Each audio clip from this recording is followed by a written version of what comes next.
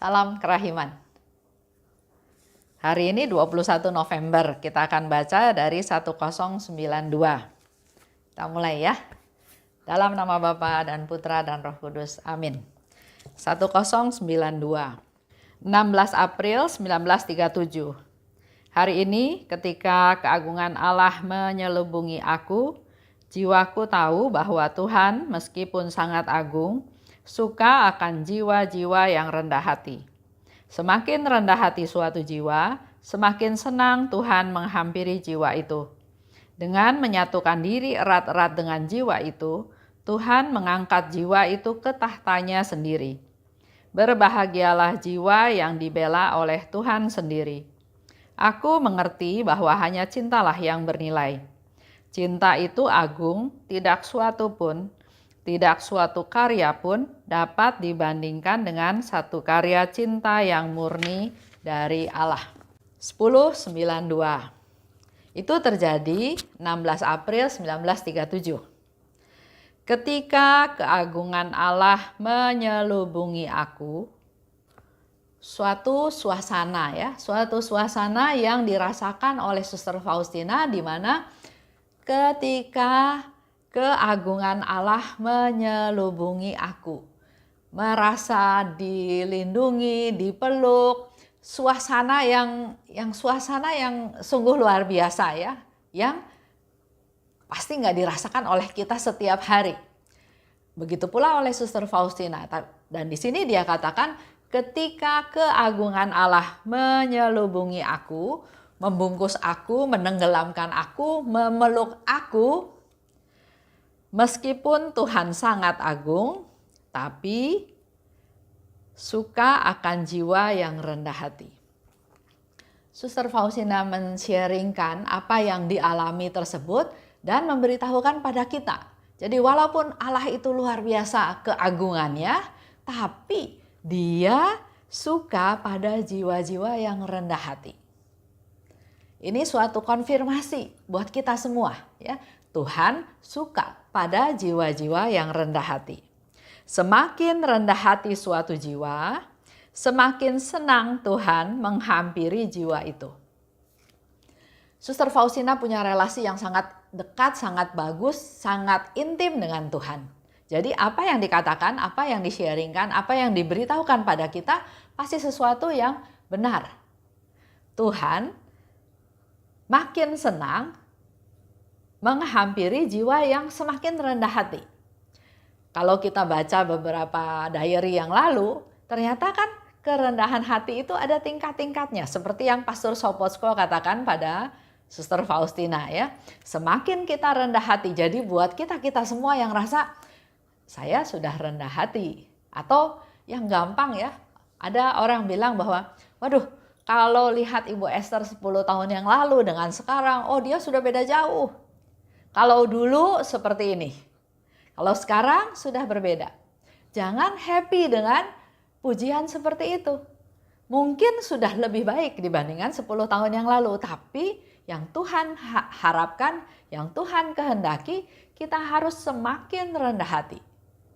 Apalagi di sini dikatakan, semakin rendah hati suatu jiwa, semakin senang Tuhan menghampiri jiwa itu. Dengan menyatukan diri erat-erat dengan jiwa itu, Tuhan mengangkat jiwa itu ke tahtanya. Kalau kita rendah hati, semakin rendah hati, Tuhan semakin senang dengan jiwa tersebut dan Dia akan mengangkat kita ke tahtanya, ke singgasananya, ke tempat Dia. Karena Dia rendah hati. Berbahagialah jiwa yang dibela oleh Tuhan. Kita senang ya kalau dalam suatu perkara atau dalam suatu masalah atau dalam rapat aja. Kalau kita sedang meeting dalam rapat terus ada orang yang bela kita. Kita senang ya, berarti oh dia sepaham dengan saya, dia mendukung saya, dia mensupport saya, dia setuju sama saya, ada sukacita. Nah, di sini dikatakan berbahagialah jiwa yang dibela oleh Tuhan. Kita udah nggak perlu pembelaan dari orang lain lagi, kalau kita dibela sama Tuhan udah sungguh luar biasa bahagianya. Dan yang dibela itu adalah orang-orang yang rendah hati. Hanya cintalah yang bernilai. Cinta itu agung. Tidak suatu karya apapun bisa dibandingkan dengan karya cinta yang murni dari Allah. Sesuatu yang luar biasa, wah, hebat, impossible ya. Nggak ada yang bisa dibandingkan dengan cinta yang murni dari Allah. Nomor ini saya sharingkan dengan seseorang bapak. Saya minta pendapat dia juga ya setelah membaca nomor 1092 apa yang didapat. Dan sharing dari bapak tersebut adalah seperti ini. Kodrat Tuhan itu adalah kasih. Kasih itu sabar. Kasih itu murah hati. Kasih itu rendah hati. Kasih itu tidak cemburu. Kasih itu tidak sombong, dan seterusnya ya. Kita bisa baca dari 1 Korintus 13 dikatakan oleh bapak tersebut. Jadi kalau ada jiwa yang mempunyai kodrat seperti Allah, pasti Allah sangat berkenan padanya. Kalau kita mau berkenan pada Allah, maka mari kita belajar melakukan apa yang menjadi kodrat Allah. Kasih, rendah hati, sabar, tidak sombong, dan selanjutnya ya. Seperti dia memberikan satu contoh, seperti dia bilang kalau ketemu dengan orang yang punya sifat, yang punya watak yang mirip, yang sama, ya. Pasti kalau ngobrol itu enak. Ya. Jadi Bapak ini mengumpamakan kalau bertemu dengan seseorang, kalau beda pendapat, beda watak, beda tujuan, beda semuanya beda, pasti obrolannya nggak nyambung. Tapi sebaliknya, kalau ketemu dengan temannya yang punya sifat yang sama, watak yang mirip, maka ngomongnya juga jadi enak ya. Jadi enak, jadi cepat akrab. Kita seperti berjumpa dengan kawan yang lama katanya ya. Yang akrab karena pembicaraannya seirama, pembicaraannya nyambung. Nah, saya kasih contoh. Ada suami istri ya. Dalam pernikahan, dalam perjalanan pernikahannya ternyata suaminya melakukan suatu kesalahan ya. Dan kesalahan itu baru diketahui oleh istrinya setelah sekian tahun. Pada waktu istrinya tahu, pasti dia merasa kecewa, merasa marah, merasa sedih, merasa nggak dianggap, merasa dihina. Hal itu berkecamuk dalam hatinya ya. Dan dia nggak bisa nanggung sendiri, sehingga dia bercerita. Dia cerita ke temannya ya. Pada waktu dia bercerita ke temannya bereaksi, kasihan sekali kamu, ditipu, dibohongin sama suami, kamu nggak dianggap, kamu dilecehkan, padahal kamu yang cari uang. Udah orang seperti itu, suami seperti itu, tinggalin aja, jangan seterusnya. Di satu pihak dia berpikir bahwa apa yang dikatakan oleh temannya itu betul. Tapi setelah dia evaluasi, apa yang dikatakan oleh temannya itu nggak sejalan dengan hati nurani dia. Disuruh balas, dia bukan orang seperti itu.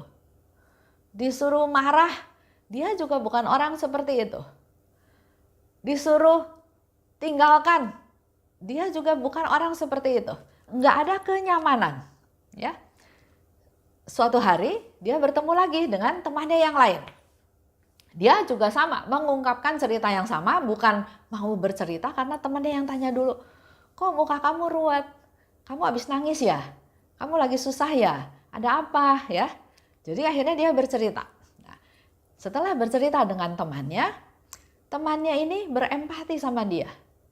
Merasa kasihan, tapi bukan disuruh fight, bukan disuruh berantem, bukan disuruh ribut, tapi dia mengajarkan apa yang Tuhan firmankan. Ampuni dia. Orang yang sedang jatuh dalam kedosaan, tetap dosanya memang Tuhan juga nggak suka. Tapi pendosanya itu tetap Tuhan sayang. Jadi kalau dia suami kamu, kamu sayang sama suami kamu sayang sama keluarga kamu nggak mau keluarga kamu berantakan, maka rangkullah. Sama seperti Tuhan juga merangkul kita-kita yang berdosa. Dia mau wafat, dia mau menderita, dia mau disalib untuk membela kita yang berdosa. Nah, kita yang sudah ikut Tuhan, maka kita pun meneladani Yesus. Coba mengampuni dia, coba merangkul dia, coba mengangkat dia lagi supaya dia masuk ke dalam pertobatan dan enggak terus-menerus berbuat dosa. Waktu dia diceritakan hal seperti itu, dia juga berontak. Tapi dia merasa nyaman karena apa yang dikatakan oleh temannya itu sejalan dengan apa yang ada dalam hatinya, dalam pikirannya, bahwa saya harus kuat, saya harus bisa mengampuni suami saya harus bisa mempertahankan keutuhan rumah tangga saya harus bisa berkorban untuk keutuhan keluarga ini. Jelas ya? Jadi dia bisa bercerita ke dua orang yang berbeda, tapi dengan cara berpikir yang berbeda, pasti hasilnya juga berbeda. Dan dia mencari titik yang nyaman, yang aman, yang cocok, yang sesuai dengan dia. Langkah selanjutnya, dia minta kekuatan pada Tuhan. Dia minta temannya untuk berdoa buat dia supaya dia bisa menjalani hidup ini. Suaminya boleh salah, tapi saya nggak mau jadi orang yang salah. Ya, jadi itu yang dia lakukan. Begitu pula dengan sharing tadi dari seorang bapak ya, dia katakan kalau kita ketemu dengan orang yang sepaham, rasanya enak ngobrolnya, seperti teman lama. Begitu pula kalau kita kembali ke cerita yang kita baca hari ini, ya. Kalau kita melakukan sifat-sifat Allah, maka Allah akan senang menghampiri kita. Maka kita akan bisa merasakan cinta yang murni dari Allah melalui setiap kejadian yang kita alami. Itu aja ceritanya untuk hari ini ya. Mari kita sama-sama tetap belajar, tetap melihat situasi yang ada, keadaan yang ada untuk tetap berpegang atau bersandar pada Tuhan. Kita tutup ya dengan doa. Dalam nama Bapa dan Putra dan Roh Kudus, amin.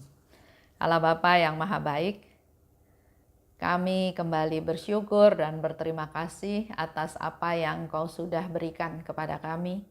Juga kami mohon rahmat-Mu untuk memberkati seorang Bapa yang hari ini sharing, mengeluarkan pendapatnya yang sederhana, tapi kami semua bisa semakin mengerti bahwa untuk menyenangkan Allah, maka kami harus bisa juga melakukan sifat-sifat daripada Allah. Allah itu kasih, di mana kasih itu sabar, kasih itu tidak cemburu, kasih itu percaya akan segala sesuatu, kasih itu penuh dengan kemurahan dan hal yang lainnya. Mampukan kami Tuhan untuk bisa melakukan segala sesuatunya berdasarkan dengan kasih tersebut. Kasih yang dari Tuhan mempunyai kekuatan yang besar untuk menjadi modal kami untuk hari-hari kami selanjutnya. Kami juga mau berdoa untuk sepasang suami istri ini, di mana Engkau sudah memenangkan jiwa si istri sehingga dia bisa mengampuni suaminya dan keluarganya utuh kembali.